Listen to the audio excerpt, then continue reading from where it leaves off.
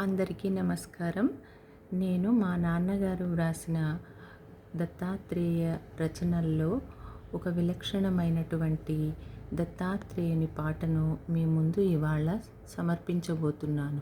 ఏంటంటే, దత్తాత్రేయ అవతారానికి ముందుగా దత్తాత్రేయుని వద్ద నిరంతరం ఉండేటటువంటి కల్పవృక్షము, కామధేనువు, వాటి యొక్క అవతార విశేషాలు శ్రీపాద శ్రీవల్లభులుగా నరసింహ సరస్వతి ఎత్తిగా అవతారం ఎత్తినప్పుడు అవన్నీ ఎక్కడికి వెళ్ళాయి, ఏంటి అని ఈ పాటలో నిక్షిప్తమై ఉంది. జాగ్రత్తగా మీరు అర్థం చేసుకోగలరని, నాకు నచ్చిన మీ అందరూ మెచ్చే ఈ పాటను ఈ వీడియోలో ఉంచుతున్నాను. మీ యొక్క ఆశీర్వచనము అందిస్తారని ఆశిస్తున్నాను. ధన్యవాదములు.